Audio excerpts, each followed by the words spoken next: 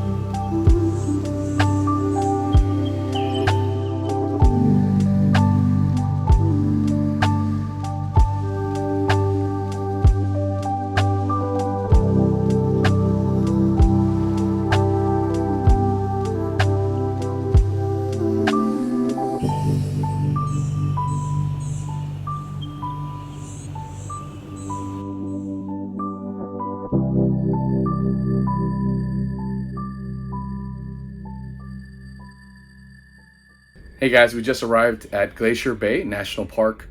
I am very excited. I got up at 2 in the morning, so I'm tired now. I got up very early and tried to order a Reuben sandwich at the local. So I had the Reuben sandwich and a cheeseburger, and it was amazing. Basically what I did was I just got both halves and took out the bread slice and combined it. So it was like a double Reuben sandwich, half sandwich. And the burger, I think I took a couple bites, so it was okay. It's probably from the day before. But anyways, I'm very excited for Glacier Bay. I did just see the National Park Service drop off the couple rangers. They're setting up their booth at the observation lounge. People are already grabbing seats in the observation deck. Luckily, we are on deck 15, so we're just hop skipping a corner. So excited for today. Looking forward to seeing some glaciers. Hopefully, we can see some of them break off. I think they're called calving. Oh, it's called calving. Yeah, I think so. I heard somebody else say it. So if we can see a piece of it calving, that'd be awesome. So yeah, looking forward to listening to the rangers talk about the Glacier National Park. We all got a little brochure talking about the National Park Service and the environmental effects currently with the global warming and whatnot. So it's going to be just a chill day. We're going to be relaxing both on the observation deck if it's not too crowded. But we have a balcony room, so that's the reason why we got it, just in case it gets overcrowded. We can have our own little space. So I'll be hanging out the grandma's room today and just enjoying the day. The weather is beautiful. There's no rain today. It's really a perfect time to see the Glacier Bay. So I will get back to you later today and give you a review.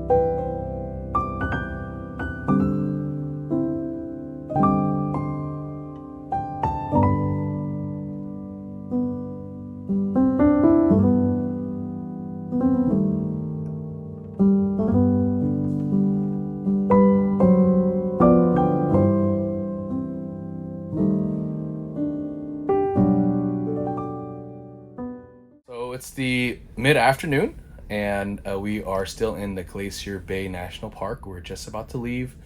We just got the rangers off the ship, and they took all their goodies and brochures, a lot of educational, talks. They had both in the observatory deck and also in the theater.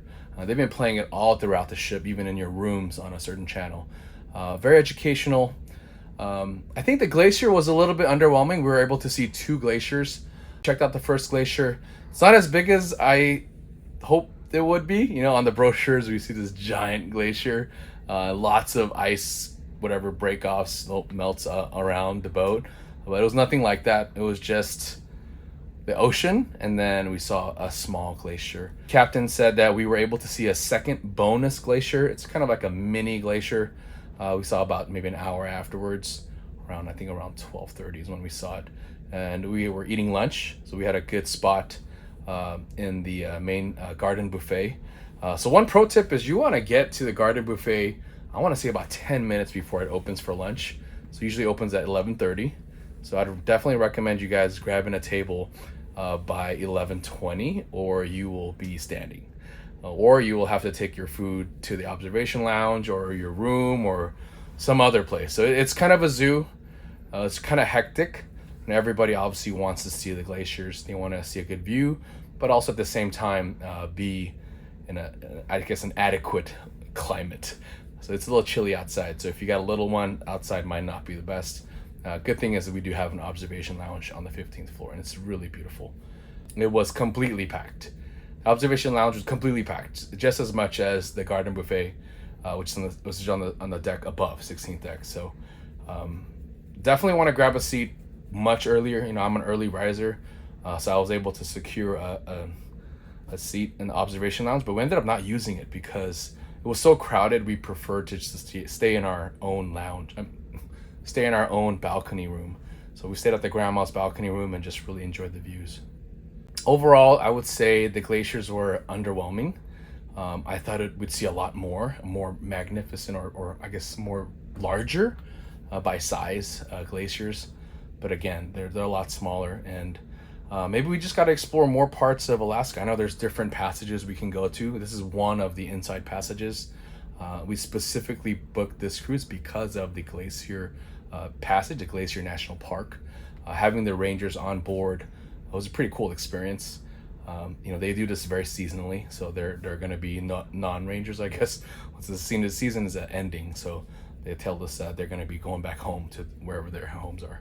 So overall, I would say it was kind of a meh experience. You know, I think I expected more, but it's also an invitation for me and my family to do other Alaskan trips. And that's my honest review, man. I'm really sorry. And if you're watching this, you're going to be disappointed, but I want to be honest. You know, I don't want you guys to be like, oh my gosh, Robin said you have to do this and it's the best. I mean, it like I said, I was a little bit disappointed. You know, I planned this trip many, many years ago. And I'm sure within those few years, it's melted a lot. So I guess we got to do Alaska more frequently. It is the most booked itinerary in the world. So there's a reason why people are booking it. It's because it is melting. It's going away. So please enjoy it, and hope you guys have a good time when you're on your trip. Okay then. Is that too blunt? It's a little depressing. Okay.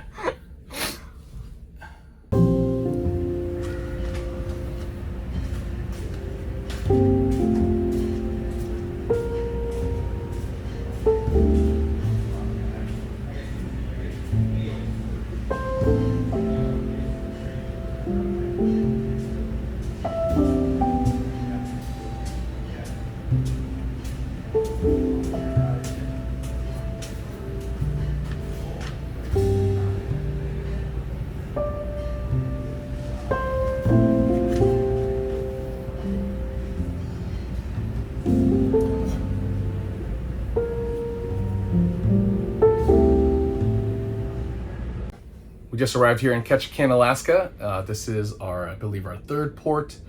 It's raining outside. There's one more ship, the NCL Jewel, just parked next to us. Unfortunately for us NCL ships, we're not docked right at Ketchikan. We're docked about 30 minutes, I guess, north of there. So we'll be taking a complimentary shuttle into town. But we decided, because of the weather and because I know it's off season, a lot of stores are closed, as we noticed in Juneau. We decided just to call an audible and just stay on the ship, explore the ship a little bit more. I know they got some new restaurants. They got the Coco's Bakery, the Bake Shop. I know the Le Bistro is in the back side instead of where Cagney's, next to Cagney's where it usually is. So we want to kind of explore that more. And we are going to go to Le Bistro again for the second time and use our 4th STP. So really looking forward to it, and I'll catch you guys later.